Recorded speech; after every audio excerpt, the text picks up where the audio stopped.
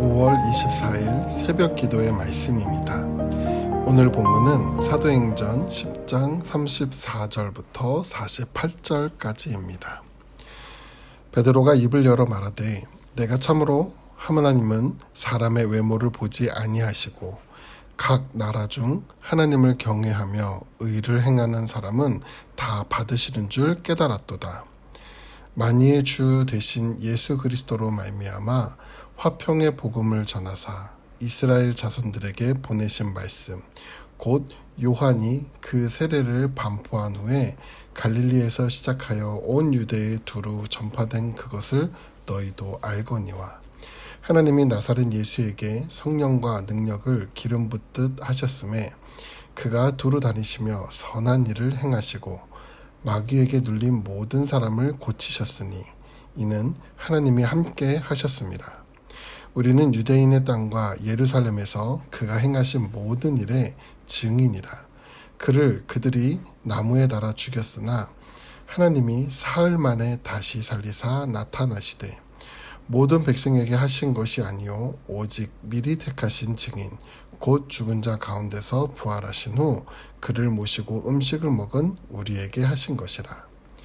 우리에게 명하사 백성에게 전도하되 하나님이 살아있는 자와 죽은 자의 재판장으로 정하신 자가 곧 이 사람인 것을 증언하게 하셨고 그에 대하여 모든 선지자도 증언하되 그를 믿는 사람들이 다 그의 이름을 힘입어 죄사함을 받는다 하였느니라. 베드로가 이 말을 할 때에 성령이 말씀 듣는 모든 사람에게 내려오시니 베드로와 함께 온 할례 받은 신자들이 이방인들에게도 성령 부어 주심으로 말미암아 놀라니 이는 방언을 말하며 하나님 높임을 들음이로라. 이에 베드로가 이르되 이 사람들이 우리와 같이 성령을 받았으니 누가 능히 물로 세례 베품을 금하리요 하고 명하여 예수 그리스도의 이름으로 세례를 베풀라 하니라. 그들이 베드로에게 며칠 더 머물기를 청하니라. 아멘. 사도행전을 보면 베드로의 설교가 4편 기록되어 있습니다. 첫 번째 설교는 사도행전 2장의 오순절 성령 사건 때이며 두 번째는 3장의 성전 미문에서 구걸하는 안전뱅이를 일으킨 후 놀란 사람들을 향한 설교였습니다. 세 번째는 4장에서 복음을 전하는 것을 싫어하던 제사장과 사두개인들이 베드로를 붙잡아 공회 앞에 세웠을 때 전한 설교입니다. 그리고 마지막 4번째가 오늘 본문에 나오는 로마 백부장 고넬료의 집에서 전한 설교입니다. 오늘 사도행전에 기록된 베드로의 마지막 설교는 기독교 역사 가운데서도 중요한 의미를 갖습니다. 오늘 본문의 앞 내용을 간단히 살펴보면 이렇습니다. 베드로는 여러 곳을 다니다가 루따와 요빠라는 지역에서 중풍병자를 고치고 또 죽은 여제자를 살리는 기적을 행합니다. 그리고 이 기적을 통해 많은 사람들이 예수를 믿게 되었습니다. 베드로가 요빠라는 지역에서 머물 때 한 가지 놀라운 일을 겪습니다. 하루는 기도하러 올라갔을 때 환상을 보게 되는데 하늘에서 한 그릇이 내려오는데 그 안에는 땅에 있는 4발 가진 짐승과 기는 것과 공중에 나는 것들이 있었습니다. 그때 한 소리가 들리는데 베드로야 잡아먹으라는 음성이었습니다. 베드로는 거부하는데 그 이유는 속되고 깨끗하지 아니한 것을 먹을 수 없다는 것이었습니다. 그런데 두 번째 음성 중에 하나님께서 깨끗하다 한 것을 너가 속되다 하지 말라 말씀하십니다. 그러고 난 후 베드로가 본 환상이 끝이 납니다. 베드로는 이 환상이 무슨 뜻인지 의아해했지만 베드로를 찾아온 고넬료의 사람들을 통해 알게 됩니다. 베드로는 성령의 이끄심으로 오늘 본문의 고넬료를 만나게 됩니다. 앞서 말한 대로 베드로와 고넬료의 만남은 기독교 역사에서 매우 중요한 의미를 갖습니다. 먼저 베드로가 고넬료를 만난 후 그가 깨달은 것을 본문의 34, 35절에 이렇게 고백합니다. 베드로가 입을 열어 말하되 내가 참으로 하나님은 사람의 외모를 보지 아니하시고 각 나라 중 하나님을 경외하며 의를 행하는 사람은 다 받으시는 줄 깨달았도다. 베드로가 위와 같은 고백을 한 이유는 무엇일까요? 먼저 베드로가 만난 고넬료가 어떤 사람인지에 대해 알아야 하는데, 고넬료는 AD 40년경의 인물로 로마 사람이었습니다. 당시 로마 황제였던 칼리큘라는 거의 전역을 다스리고 있었는데 그 가운데 이스라엘도 포함되어 있었습니다. 그때 유대 지역을 총괄하던 사람이 마룰루스라는 총독이었는데 그 아래 이달리아 군대에서 백부장 역할을 하던 사람이 바로 고넬료였습니다. 고넬료가 속한 이달리아 군대는 로마 총독 관저가 있는 가이사라의 경계를 담당하고 있던 군대였는데, 이 말은 고넬료가 로마의 신임을 받았던 백부장이었다는 것입니다. 이러한 신분이었던 고넬료를 베드로가 만나 복음을 전한다는 것은 있을 수 없는 일이었습니다. 왜냐하면 베드로에게 있어 고넬료는 이방인이기 때문입니다. 지금까지 베드로가 믿는 하나님은 유대인만의 하나님이라고 생각했습니다. 유대인은 정결하고 거룩한 민족이며 하나님이 선택한 민족이라는 생각을 가지고 예수 그리스도의 구원의 복음 또한 유대인들에게 국한된 것이라 생각하였습니다. 그래서 베드로를 포함한 사도들의 복음 전파는 한동안 예루살렘에 머물러 있었습니다.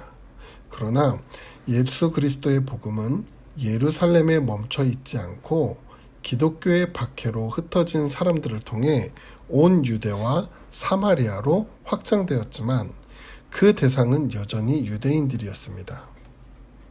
그런데 하나님은 그 막혀있던 복음의 영역을 뚫고 고넬료를 시작으로 복음의 영역 밖이라 생각했던 이방인들에게까지 복음이 전해지는 상황이 된 것입니다. 사도행전 1장 8절에 보면은 제자들을 향한 예수님의 명령이 나옵니다. 오직 성령이 너희에게 임하시면 너희가 권능을 받고 예루살렘과 온 유대와 사마리아와 땅끝까지 이르러 내 증인이 되리라 하셨느니라. 여기 표현해 보면 내 증인이 되리라 라고 말씀합니다. 내 증인이 되어라가 아니라 되리라입니다. 제자들이 스스로 증인이 되는 것이 아니라 증인이 되게 하신다는 것입니다. 다시 말하면 성령께서 그들을 증인으로 이끌어 가신다는 것입니다. 그래서 베드로를 환상을 통해 그가 가진 복음의 한계를 깨어 이방인들에게 가게 하십니다. 뿐만 아니라 고넬료에게도 환상 가운데 그 마음을 열어 복음을 받아들일 수 있도록 인도하셨습니다.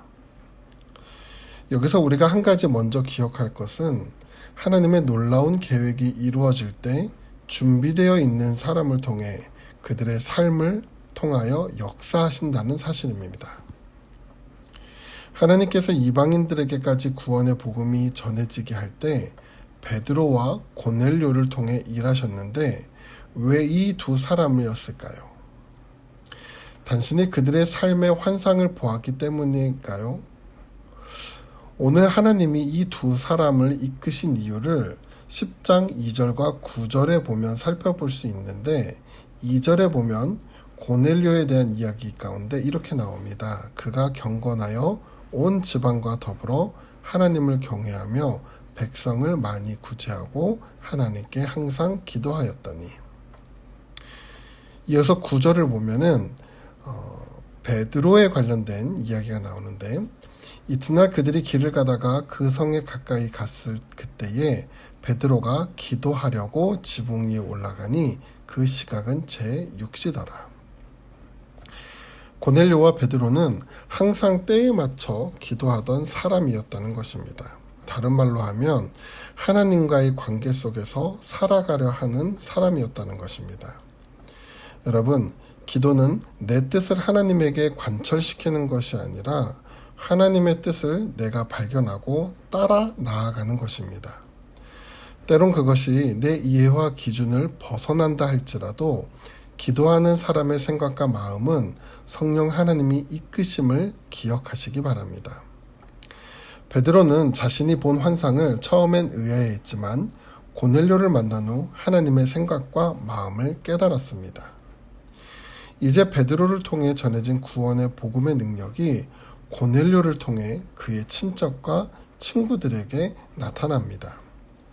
44절부터 46절에 보면 이렇게 나옵니다. 베드로가 이 말을 할 때에 성령이 말씀 듣는 모든 사람에게 내려오시니 베드로와 함께 온 할례 받은 신자들이 이방인들에게도 성령 부어 주심으로 말미암아 놀라니 이는 방언을 말하며 하나님 높임을 들음이러라. 베드로가 고넬료와 함께 모인 사람들에게 예수 그리스도의 복음, 즉 예수님의 공생의 사역과 십자가, 죽으심과 부활, 그리고 구원에 관한 복음을 전할 때 성령이 임하십니다.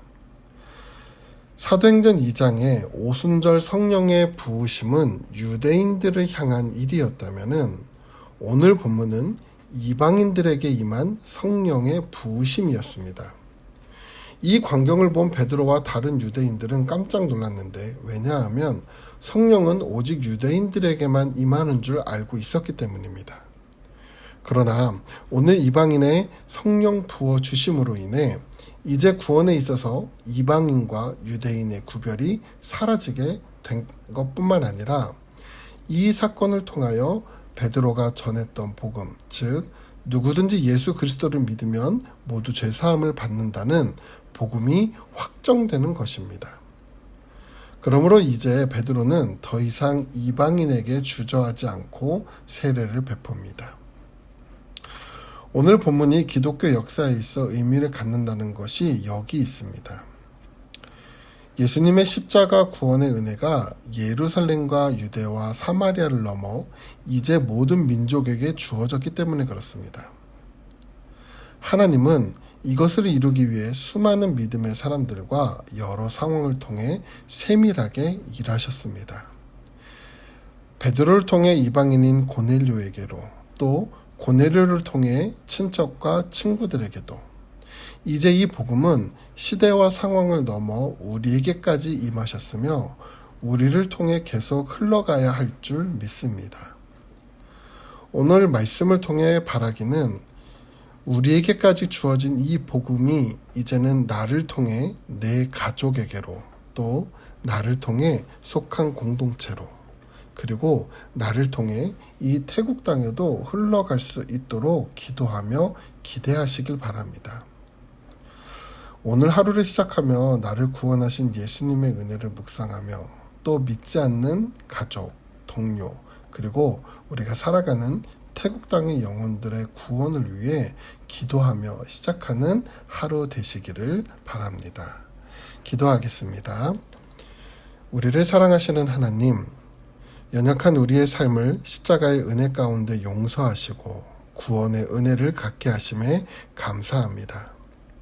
이제는 이 구원의 은혜가 내 삶을 통해 나의 가족, 동료, 공동체, 더 나아가 이 태국 땅에 구원의 역사가 나타날 수 있도록 은혜를 베풀어 주시옵소서.